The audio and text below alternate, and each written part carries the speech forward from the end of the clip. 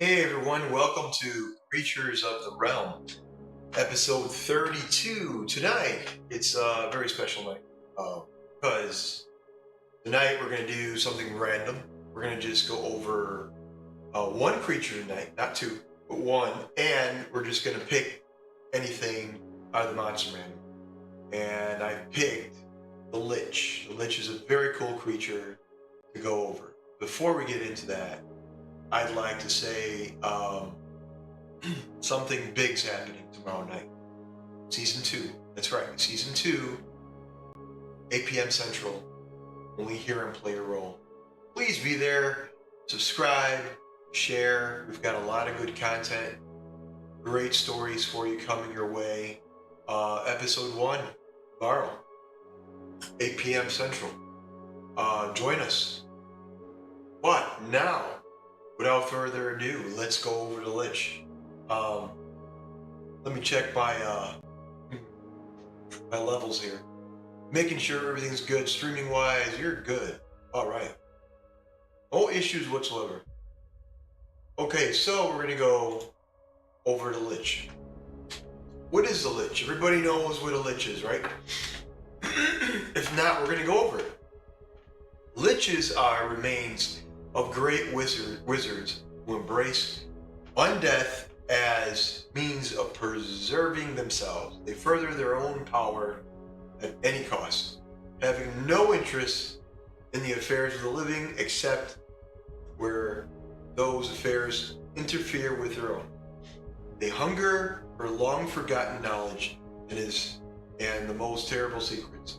Because the shadow of death doesn't hang over them, they can conceive plans that take years, decades, and centuries to come to fruition. These are very cool creatures. A Lich is a gaunt and skeletal humanoid with withered flesh stretched tight across its bones. Its eyes succumb to decay long ago, but points of light burn in its empty sockets. It is often garbed in the moldering remains of fine cloths and jewelry worn and dulled by the passage of time. Secrets of Undeath. No wizard takes up the path to Lichdom on a whim, and the process of becoming a Lich is a well-guarded secret. Wizards that take Lichdom must make bargains with fiends, evil gods, or foul entities. Many turn to demons, prince of the undead, whose power were created by countless liches. However, those that control the power of Lichdom always demand fealty and service for their knowledge. Everything comes with a price. When you're dealing with this type of creature, it comes with a price. A Lich is created by arcane ritual that traps the wizard's soul within. Doing so binds the soul in the mortal world, preventing it from traveling to the outer planes after death. It takes the form of any item possessing the interior space into which arcane sigils of naming, binding, mortality, and dark magic are scribed in silver. The future Lich drinks the potion of transformation, a vile concoction of poison mixed with the blood of a sediment creature whose soul is sacrificed. The wizard falls dead and rises as a Lich as its soul is drawn into where it forever remains. Just remember that. When you sacrifice, your soul is sacrificed. It sustains magic preserving its body and consciousness. It does this using imprisonment spell. Instead of choosing one of the normal options of the spell, the Lich uses the spell to magically trap the target's body and soul inside. And what is the imprisonment spell? You create a magical restraint to hold the creature that you can see within range.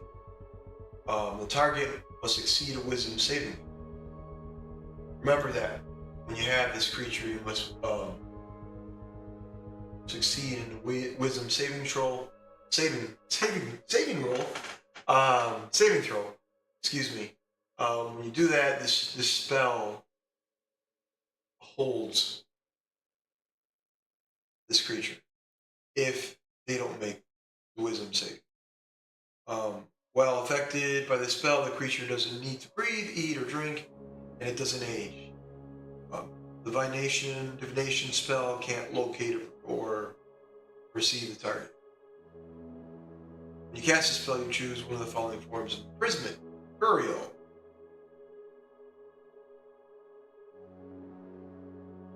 Yeah. The special component for the version of the spell is a small mithril orb. So, it is different components. It's 30 feet of range. Casting time is 1 minute. It's a long time. I mean, it's not long, but it's a 9th level spell. It's very powerful. And the Lich's power can hold one creature at a time. And the spell magic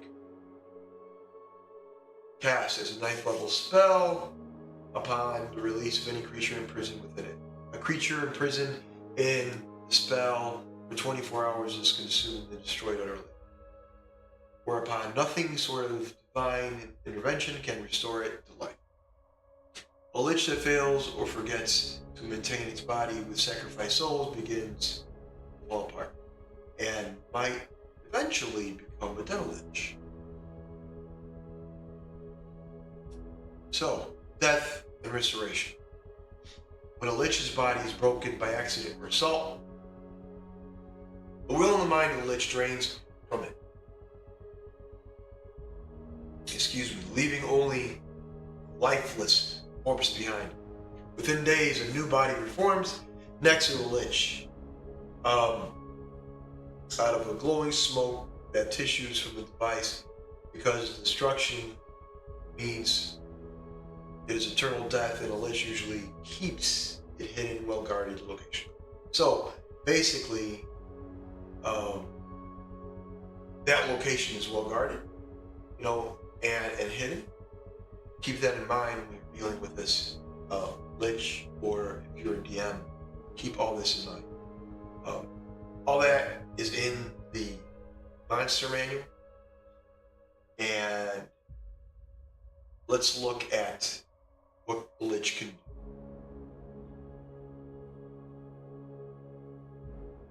A lich has an armor class of 17. He has 135 hit points, speed 30. That might be nothing to anyone, but it's a challenge rate of 21, 33,000 experience points. And let me explain why this beast, this creature, this OP individual is so powerful. It's not because of his stats.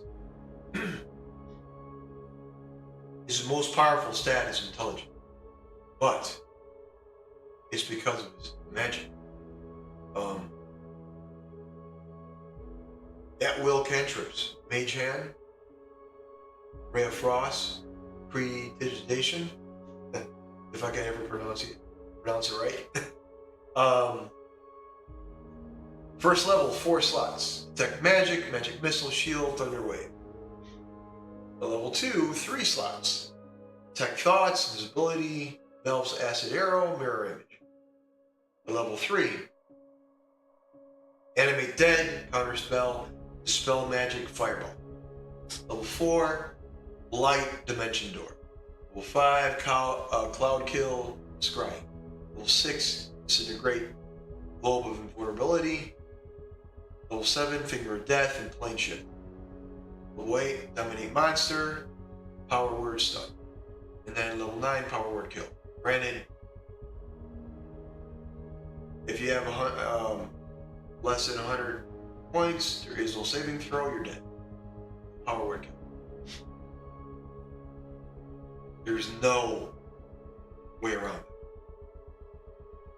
He's a very powerful individual, and he has 3 legendary actions, which is Paralyzing Touch, costs 2 actions. The Lich can use its Paralyzing Touch. You know what paralysis does in this game? It's pretty powerful. Frightening gaze. You gotta beat a wisdom save of 18. You're not frightened. If you're frightened, you're gonna be frightened for a minute. So that's when you're fighting. It's a pretty big deal. Disrupt life costs 3 action. And mind you, this beast has magic, and he could literally decimate. Well, let's go back to Disrupt Life. Costs 3 actions. Each non-dead creature within 20 feet of the Lich must make a DC 18 Constitution saving. Against this magic, taking 21, 66 necrotic damage on a failed save, or half if you make it. Now, ask yourself who's going to make it.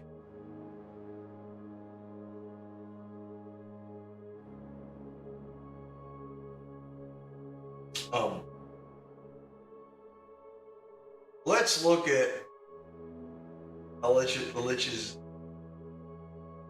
attacks. Actions, right? Paralyzing Touch. Melee spell attack, plus 12 to hit. Right there, you're going to get nailed. Unless you get a 1. You know, or depending if your party excuse me, has a high armor class. And if they do, then it will be a good balanced battle. But if they don't, you're in for a lot of hell. With a plus 12 to hit, a reach of 5, paralyzing touch. If you do get hit or touched, it's 3d6 cold damage. The target must succeed at an 18 Constitution saving, or you're paralyzed for it. That's what he does with his actions. That's it. You think that's it? Nope. You got 3 legendary actions. And you can only take 3 legendary actions, choosing 1 from the option. A cantrip, paralyzing touch, or frightened gaze. Right there. And the cantrips, at will, Mage Hand, Ray of Frost, right there. Ray of Frost does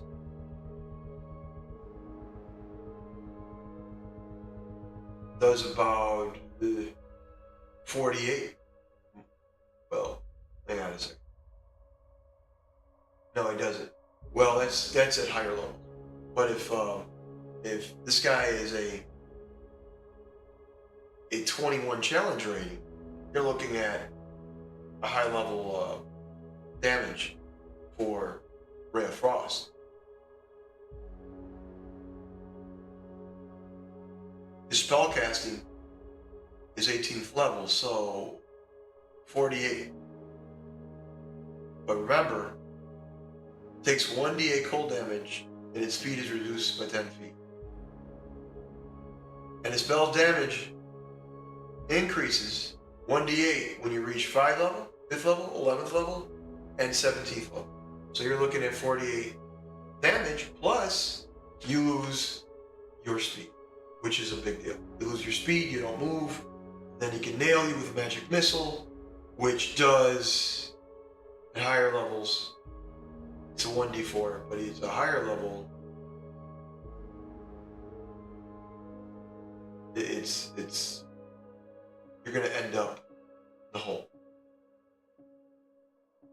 And then you have Mel's Acid Hero, which does 44 acid damage. And at higher levels, increases 1d4 for each slot above 2. Wow. That's a big deal. That's a real big deal. Just remember, when you're fighting a Lich, and I've used in my my 1-shot campaign or 3-shot campaign, little mini 3-shot, I year ago with the Lich of Liches, Vecna. He was amazing, and I've had these builds that I told them, go ahead and build what you want, no holds barred, build what you want. And they build. One guy one player, he was building a arcane archer, and he did fantastic. But his rolls were bad. But the arcane archer was awesome. He was literally doing his thing from afar, and it was amazing. A lich, believe it or not, is a force to be reckoned with. Dimension door. Not a big deal, right? Well, you teleport yourself from the current location to any other spot within range. You arrive exactly the spot desired. It can be a place you can see, you can visualize, or one you can describe by stating distance and direction, such as 200 feet straight down, upward, northwest, 45-degree angle, all that stuff. You can bring along objects as long as their weight doesn't exceed what you can carry. You could also bring one willing creature of your size or smaller who can carry gear up to the carrying capacity. The creature must be within 5 feet of you excuse me, when you cast a spell. When you arrive in place already occupied by the object or creature, you and the creature traveling with you each take 4d6 force damage, and the spell fails to look. So right there, that's a pretty powerful spell, and your range is 500. So if your range is 500 feet, you know that this right here is a force to be reckoned with. A lich. His spells are amazing. Goes all the way to 9th level. Finger of Death. You think that's good? Not bad, huh? Let's take a look at Finger of Death. You send negative energy coursing through a creature that you see within range, causing it searing pain. The target must make a Constitution saving throw. It takes 78 plus 30 necrotic damage on a failed save, and then on a half as much on a successful. Humanoid killed by the spell rises and start of the next turn as a zombie, permanently under your command. There you go.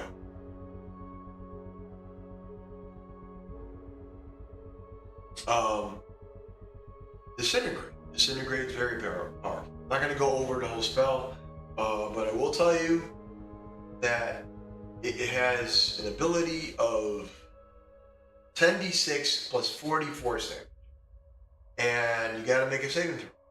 If you fail the saving throw, which is spellcaster's DC, so in this case, you would have a DC of about 18, somewhere around, 18. Spell save DC 20. My bad, 20. 20. So imagine you dealing with this disintegrate and making a dex save of 20. And if you fail, the target takes damage. The target is disintegrated if the damage leaves it with 0. You are dead, and you have to have true resurrection in order to get back to life, get into life zone, get back, to bring you back. Because if you are dead, you're dead, and that's it. That's what the Lich will do. Let's see, what else is it? Animate dead. You're basically bringing something that's dead to life. Skeleton, zombies, all that type of thing. It's pretty cool. Excuse me, I'm sorry. Casting time, 1 minute. Duration instantaneous, and the range is 10 feet. So within 10 feet you can cast this spell, and then you gotta have your components, the B, the S, the M, verbal, somatic, then go from there. Dispel magic, he's got dispel magic. Again, the DC equals 10 plus the spell's level. So 13, in this case, the third level spell. You would need to successfully check, and then the spell ends. If you don't make that save, you're done.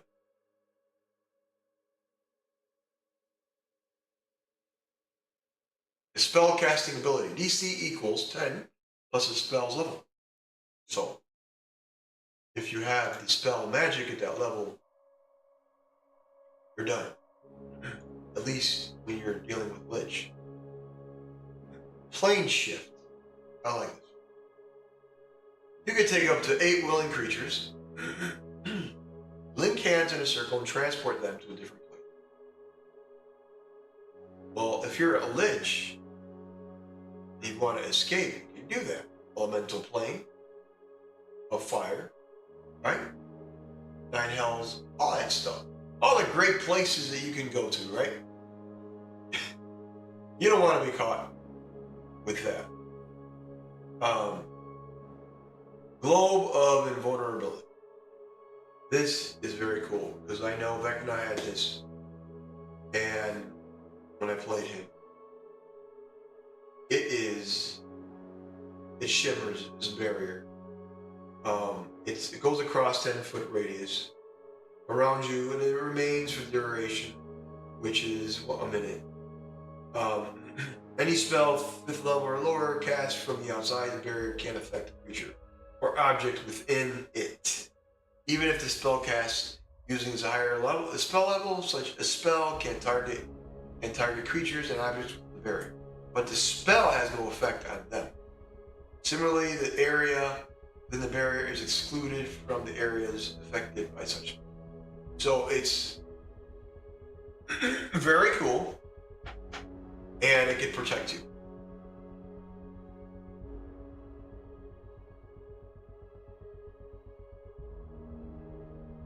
Blight. This is a good one. Necromantic energy washes over creatures of your choice that you can see within range, draining moisture and vitality from it. And make a con save. They don't make it, again, a 20. The target takes 8d8 necrotic damage, or half, on a successful. Very powerful. Powerful spell. If a target or plant creature or magical plant, it makes a saving throw with disadvantage and its spell deals maximum damage. If you target a plant creature or a magical, target a non-magical plant that isn't a creature such as a tree or shrub, it doesn't make a saving throw, it simply withers and dies. Wow. So, poor thing. Cloud Kill. 20-foot radius of poisonous yellow-green fog. Isn't that great? 5d8 poison damage. Alright, let's get what does poison damage do. Alright, poison damage, basically, if you can't breathe, you gotta make a con save. And if you fail it, you're gonna take damage. Make it, it'll take half. But if you are in the poison, if you absorb the poison, it is disadvantage on all your rolls, and which is pretty shitty. But you have to make that con save. Anybody on? Sorry. plane. We're in over plane shit. Dominate monster. Dominate monster is pretty cool. It lasts for an hour, but it's pretty cool. You have to make a ingredient. It will save. Wisdom save. If you fail it,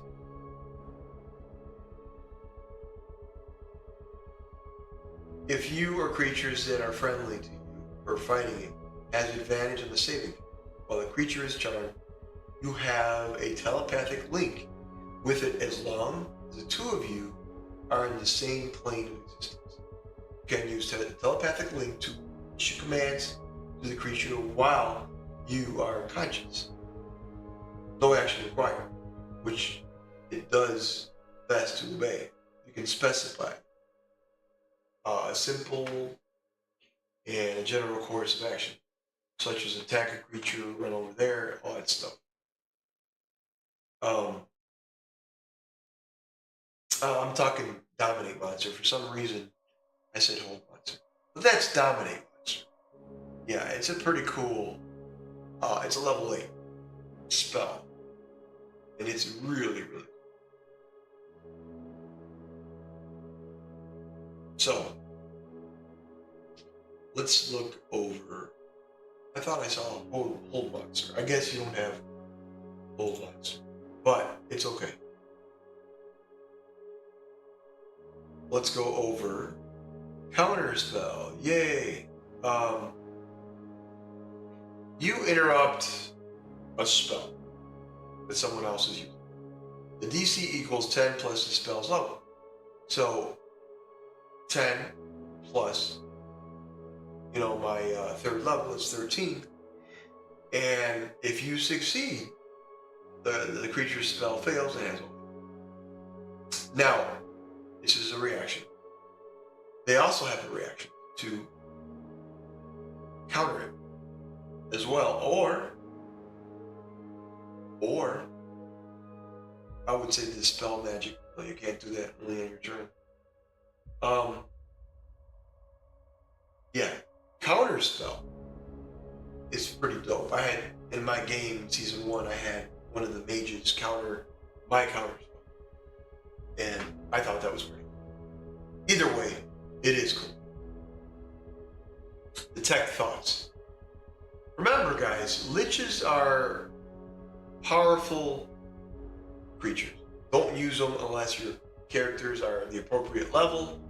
Now, if you want to use them, manipulate the situation because he's the big bad, and you want to use him in a story form setting, you can go ahead and do it. But I wouldn't use them if your players are not at the appropriate level. It would be unfair. It would be an uneven battle. But sometimes uneven battles are good, because if you were going into a cave, right, and you're adventuring, you have your backpack, you have things you need, a dungeon, right, and in front of you, you don't know what that cave is going to have. What's in the cave? A wolf, a bat, it could be a basilisk, a dragon, it could be whatever. No one knows. It's not a video game. You're not going to be like, oh, this is the lower level area. No. You walk in, and it's dangerous, guess what? You can run. There's no shame for you to run. Either way, that's all I got for you tonight. Thank you for joining us in Creatures of the Realm, episode 32. Next up, we have DM Talk at 11:45. But tomorrow, 8 p.m. Central, Season 2 kicks off. All my guys will be here. It'll be a lot of fun. Join us for Season 2. A lot is coming, guys. Stay with us. Subscribe. Continue. Support us. We have really, really good content. So I will see you guys tomorrow night. Or if you are staying with us tonight, 11:45, DM Talk. See you.